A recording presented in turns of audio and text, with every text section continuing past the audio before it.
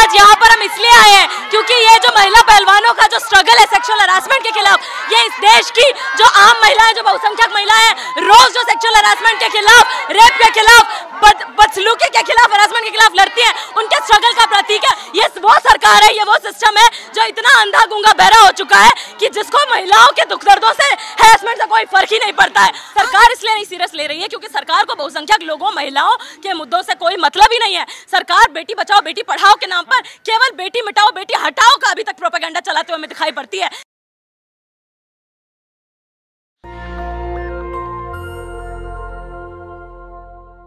बीते 27 दिनों से दिल्ली के जंतर मंतर पर महिला पहलवानों का आंदोलन चल रहा है, लेकिन जो आरोपी है, जिनके ऊपर यौन शोषण का आरोप लगा है, ब्रजभूषण सिंह, अभी तक उनको गिरफ्तार नहीं किया गया है। सिर्फ एफआईआर दर्ज की गई है और दिल्ली पुलिस एक बार पूछताछ भी कर चुकी है। तमाम संगठन हैं, ये लोग दिल्ली के जंतर मंतर पहुंच रहे हैं और जो महिला पहलवानों को अपना समर्थन देने का काम ये लोग करेंगे। जो पूर्व लोकसभा सांसद सुभाषिनी अली भी इसमें शामिल हो गई हैं। 27 दिन का वक्त हो गया, सरकार गिरफ्तार नहीं कर रही है, पुलिस गिरफ्तार नहीं कर रही है। क्या मजबूरी का चरित्र है, सरकार की मजबूरी है बलात्कारियों को सुरक्षा देना। वे कह रहे मोदी जी जब कहेंगे इस्तीफा दे दूंगा। वो कुछ भी कह रहे हैं, मोदी जी नहीं कह रहे हैं, मोदी जी चुप्पी साधे हैं। WFI को भंग कर दिया गया है, अब तो करने दीजिए भंग, उससे क्या होता है? उससे उनका जुर्म को दंड मिलना चाहिए ना, अपराध को दंड मिलना चाहिए। क्या चाहते हैं आप लोग, मिट्टी मिला दिया जाए? नहीं, गिरफ्तार हो, मिट्टी कौन मिला रहा है? तमाम लोग कह रहे हैं गिरफ्तार भी हो जाएंगे, गिरफ्तार भी हो जाएंगे। आप लोग कहेंगे सिंबॉलिक है।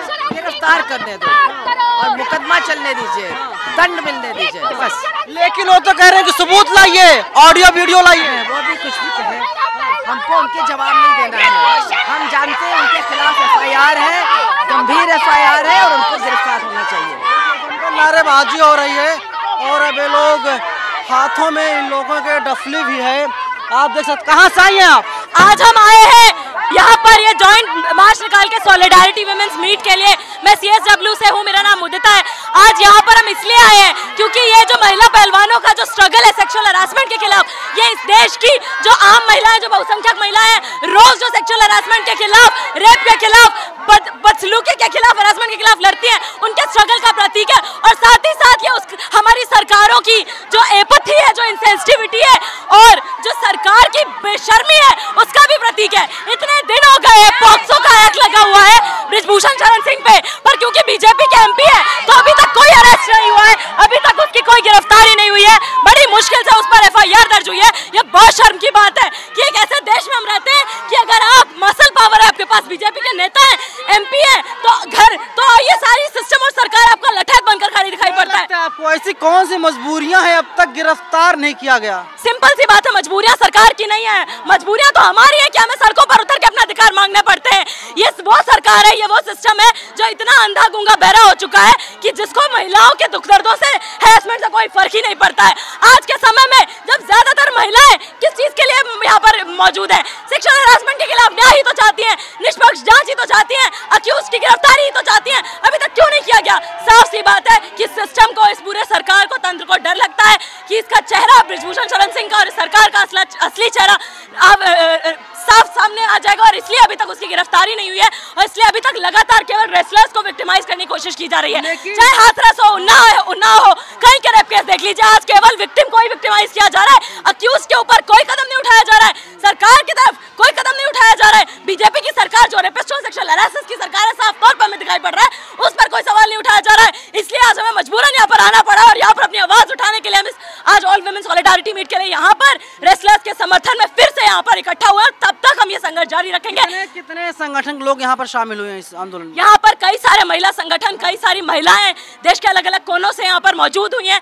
यहाँ पर संघर्षशील महिला केंद्र CSW की तरफ से मैं और मेरे साथ कई सारे साथी यहाँ पर आज फिर से आए हैं। इसके पहले हमें यहाँ पर पार्लियामेंट स्ट्रीट से पहले भी उठाया जा चुका है। हमें दिल्ली यूनिवर्सिटी में बुरी तरह मारपीट कर हमें डिटेन किया गया शांतिपूर्ण मार्च निकालने के लिए, सॉलिडारिटी मार्च निकालने के लिए। मेरी एक जूनियर दिल्ली यूनिवर्सिटी की छात्रा, उसको पुलिस ने मार के उसकी टांग तोड़ दी, उसके फ्रैक्चर हो गया। लेकिन यहाँ पर जो अक्यूज्ड है वो अभी तक खुला घूम रहा है, उसको रेजिग्नेशन तक नहीं मांगा WFI के चीफ की तरफ से।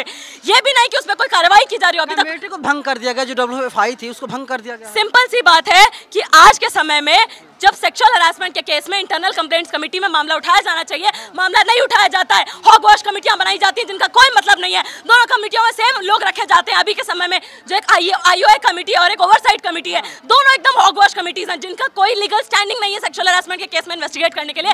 और ये सरकार ये हमें बेवकूफ समझती है महिलाओं को। इसको लगता है हम महिलाओं को समझ में नहीं आता है कि न्याय के नाम पर हमारे साथ मजाक किया जा रहा है। आज हमें जितने भी अधिकार मिले हुए हैं हम महिलाओं ने लड़कर जीते, कभी भीख से नहीं मिले हमें। और इसीलिए आज हम यहाँ पर फिर से मौजूद हुई हैं, इस देश को, इस जनता को, सरकार को, इस सिस्टम को यह याद दिलाने के लिए कि हमारे अधिकार जब जब हमसे छीने जाएंगे, न्याय का अधिकार, सेक्सुअल हरासमेंट के खिलाफ सुरक्षित माहौल का अधिकार, और जब हमारे साथ कोई ऐसी वारदात होती है तो उसके बाद एक निष्पक्ष जांच का अधिकार, ये सब हम तब तक जब हमें मिल नहीं जाता जब तक इस देश की रेसलर से लेकर हर वो गरीब महिला, हर वो मजदूर महिला, हर वो आम महिला जो किसी के घर में काम करने के लिए मजबूर है और जो हर रोज सेक्सुअल हरासमेंट। सवाल ये भी है, यही सरकार है, नरेंद्र मोदी जी की सरकार यही कहती है बेटी बचाओ।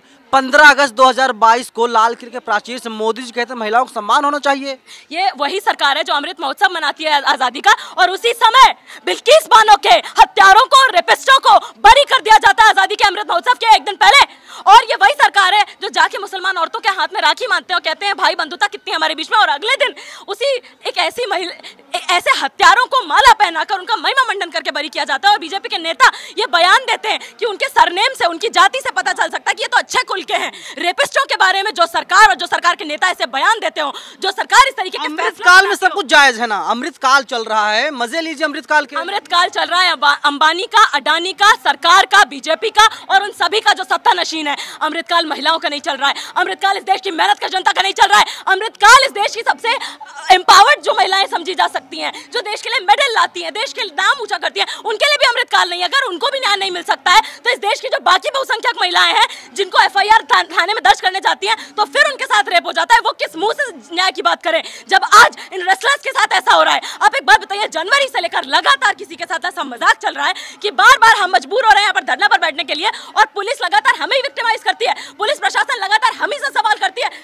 रेसलर्स को ही बार बार, आपने देखा होगा इस देश में जो वीडियो सर्कुलेट हुआ था कुछ दिन पहले कि रात के अंधेरे में पुलिस यहाँ पर खिलाड़ियों को परेशान कर रही थी, और उस समय खिलाड़ियों का जो रोता हुआ चेहरा था वो अगर हमारे देश की अंतरात्मा को आज नहीं झकझोरता है तो हमारे लिए ये बहुत ही काला समय है। क्योंकि आज अगर हम दोबारा से खड़े, सरकार सीरियस नहीं ले रही ना इस मुद्दे को। सरकार इसलिए नहीं सीरियस ले रही है क्योंकि सरकार को बहुसंख्यक लोगों, महिलाओं के मुद्दों से कोई मतलब ही नहीं है। सरकार बेटी बचाओ बेटी पढ़ाओ के नाम पर केवल बेटी मिटाओ बेटी हटाओ का अभी तक प्रोपेगेंडा चलाते हुए हमें दिखाई पड़ती है। चाहे वो लड़कियों के लिए स्कूलों को बंद किया जाना हो, चाहे वो लड़कियों के लिए, आप देख लीजिए। क्यों आप ऐसा कह रहे हैं कि बेटी मिटाओ की योजना बीजेपी चला रही है? देखिए ईरानी जी जो है मंत्री हैं, इसके अलावा सीतारमण जी वो भी मंत्री हैं। कुछ महिलाओं के मंत्री बन जाने से अगर बहुसंख्यक महिलाओं को न्याय मिल जाता होता तो हमें यहाँ पर आने की जरूरत नहीं पड़ती। अगर यहाँ आप एक बात बताइए, स्मृति ईरानी जो अलग अलग महिलाओं के नाम आप बीजेपी में से गिना देते हैं, क्या वो आज देश की न्याय के लिए लड़ने वाली महिलाओं के साथ खड़ी हैं या उनके खिलाफ बयानबाजी कर रही हैं? आप एक बात बताइए, इस देश में अगर आप क्यों, जब देश में महंगाई बढ़ रही थी, गैस सिलेंडर दाम बढ़ रहे हैं तो फिर वो सड़कों पर आती थी। देखिए समय समय की बात है, ये वही सरकार है जब FYUP कांग्रेस के दौर में आया था 4 ईयर प्रोग्राम, तब ये उसका अपोजिशन कर रही थी, और आज के समय में जब अपना खुद की सत्ता आ गई तो पूरी ताकत के साथ उसको वापस ले आया गया। तो साफ सी बात है इस सरकार के हाथी के दांत हैं, खाने के और है और दिखाने के और है। कहने के लिए ये केवल सत्ता में आने के लिए किसी भी हद तक गिर सकते हैं, लेकिन सत्ता में आ जाने के बाद हम देख रहे हैं कि आज की बात नहीं है। हाथरस का केस देख लीजिए, मैं यूपी से हूँ, आप बलात्कार पीड़िता का रातों रात अंतिम संस्कार कर दे रहे हैं, उसकी फैमिली को फर्दर विक्टिमाइज कर रहे हैं। वहाँ पर बाबा जी हैं, अतीक अहमद को मिट्टी मिला दिया गया, क्या चाहते हैं कि ब्रजभूषण को मिट्टी मिला दिया जाए? सिंपल सी बात है, इस देश की महिलाएं, रेसलर्स बहुत ही सिंपल डिमांड कर रही हैं कि अगर सेक्सुअल हैरेसमेंट के कंप्लेंट की गई है 7 महिलाओं, 7 कंप्लेनेंट्स द्वारा, जिसमें से एक माइनर भी शामिल है और पॉक्सो का एक्ट लगा हुआ है, तो अभी तक ये सरकारें और ये सिस्टम इतना क्यों हिचकिचा रहे हैं उस आदमी को गिरफ्तार करने के लिए? ये पूरा सिस्टम, ये पूरा तंत्र क्या ब्रिजभूषण जैसे हैरेसर्स को बचाने के लिए जनता ने बनाया है क्या?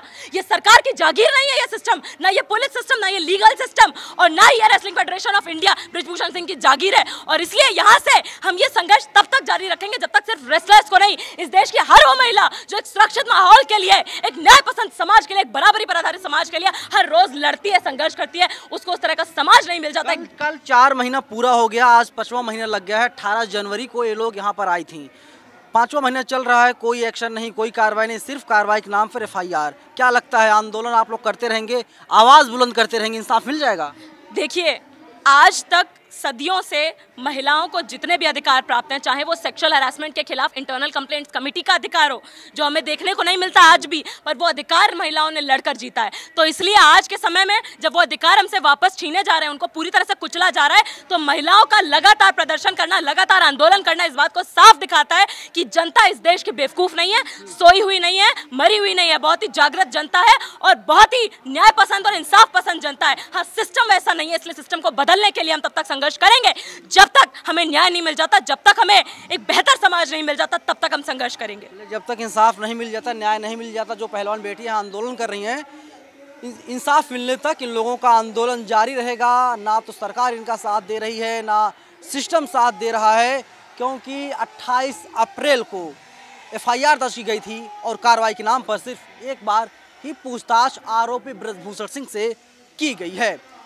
अदालत को डिसाइड करना है कि ब्रजभूषण दोषी हैं या फिर आरोपी हैं या फिर निर्दोष हैं, ये फैसला अदालत करेगी। आप लोग क्या सोचते हैं? आप लोग अपनी राय में कमेंट बॉक्स में बता सकते हैं। कैमरा पर्सन आशीष के साथ में नवीन कुमार नंदन, नेशनल दस्तक, जंतर मंतर, दिल्ली। नेशनल दस्तक की आपसे गुजारिश है कि अगर इसको बचाना चाहते हैं तो नेशनल दस्तक को सब्सक्राइब करने के लिए रेड कलर के सब्सक्राइब बटन को दबाएं, फिर बेल आइकन की घंटी दबाएं। नेशनल दस्तक को बचाने के लिए बहुत जरूरी है कि हर खबर को शेयर करें, लाइक करें, कमेंट जरूर करें।